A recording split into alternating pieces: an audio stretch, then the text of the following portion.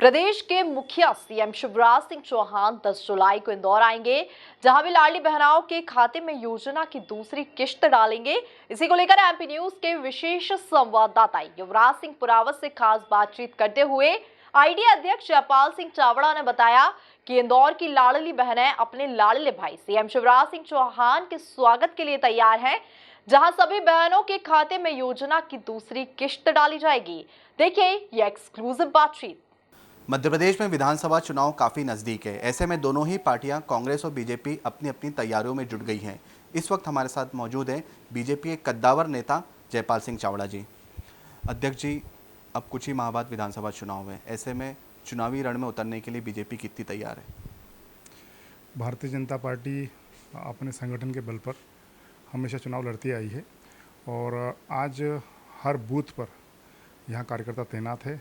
हम इंतज़ार कर रहे हैं कि कब चुनाव हो और कब हमारा कार्यकर्ता काम में लगे। चुनाव के संगठन के अनेक गतिविधियाँ रोज़ नित नए रूप में हम रोज़ करते ही हैं और जैसे चुनाव आएंगे वैसे ही एक बार फिर भारतीय जनता पार्टी की सरकार बनेगी, प्रदेश में भी और केंद्र में भी। लाडली बहना योजना एक मास्टर स्ट्रोक साबित हो रही है सीएम शिवराज सिंह चौहान जी के द्वारा।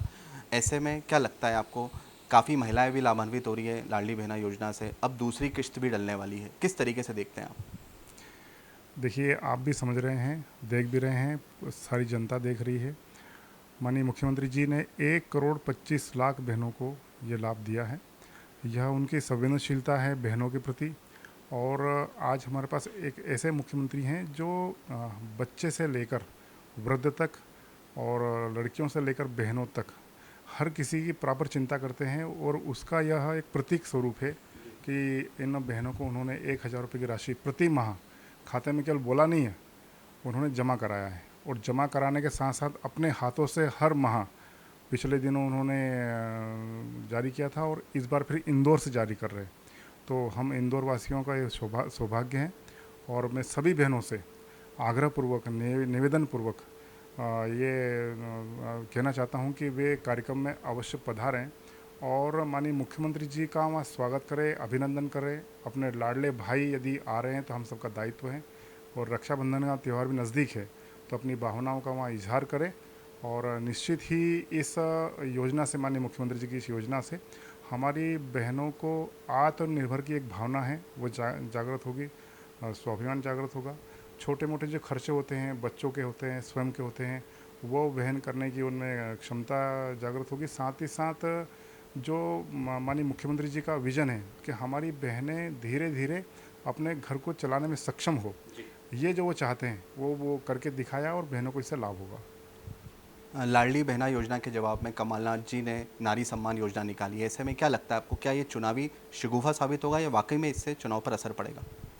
देखिए, पिछली बार तो वो झूठ बोल करके कांग्रेस ने अनेक प्रलोभन दिए थे, वो सारे के सारे उनके निराधार निकले। अभी भी उन्होंने वापस ये काम प्रारंभ किया है। अब जनता समझ चुकी है, उनकी हर बात का अब जनता ही जवाब दे रही है। और साथ ही साथ मुख्यमंत्री जी केवल बोलते नहीं है, करके दिखा रहे हैं। आपके सामने देखो कि पिछली बार उन्होंने जबलपुर से लॉन्च किया, तो इस बार इंदौर से वो स्वयं डाल रहे हैं। और जनता के सामने अब भाजपा को या हमको बोलने की आवश्यकता नहीं है, जनता खुद ही समझदार है कि इनके प्रलोभन में आना नहीं है और बिल्कुल नहीं आएगी। और मुख्यमंत्री जो काम कर रहे हैं वो तो जनता के दिलों में राज कर रहे हैं। अब कहीं कोई संभावना नहीं है किसी प्रकार के उनके झूठ के चलने की। आप आईडीए में अध्यक्ष भी हैं, ऐसे में आपने कई सौगातें दी इंदौर शहर को। आने वाले समय में और कौन कौन सी नई सौगातें देने वाले हैं आप शहर को? माननीय मुख्यमंत्री जी की प्रेरणा से हम जो वो बहनों के प्रति उनका जो भाव है, उनका जो प्रेम है, जो उनका स्नेह है, और उसी से प्रेरित होकर हम एक नई योजना लॉन्च कर रहे हैं कि महिला उद्यमिता केंद्र हम शहर के ऐसे 4-5 स्थानों पर प्रारंभ करने वाले हैं, जिसमें हमारी जो बहनें हैं वो स्वयं आत्मनिर्भर होकर के अपने स्वयं के कुटीर उद्योग चला सके। इसलिए हम माननीय मुख्यमंत्री जी की इस भावना से प्रेरित होकर के और ऐसे भवन उपलब्ध करा रहे हैं जिसमें उनको 1,000 स्क्वायर फीट से 5,000 स्क्वायर फीट तक की भूमि लीज पर या बिक्री पर उपलब्ध करा सके, जिससे वे आत्मनिर्भर हो सके और अपने कुटीर उद्योग चला सके। ये नई योजना हम लेकर आ रहे हैं प्राधिकरण की ओर से। जी हाँ, निश्चित तौर पे तो ये थे आईडीए अध्यक्ष जयपाल सिंह चावड़ा जी, जिनका साफ तौर पर कहना है कि आने वाले विधानसभा चुनाव के लिए बीजेपी पूर्ण रूप से तैयार है। बहरहाल अब ये तो आने वाला वक्त ही बताएगा कि आने वाले विधानसभा चुनाव में कौन जीत दर्ज करता है। वीडियो जर्नलिस्ट अरुण यादव के साथ युवराज सिंह पुरावत की रिपोर्ट, एमपी न्यूज़ इंदौर।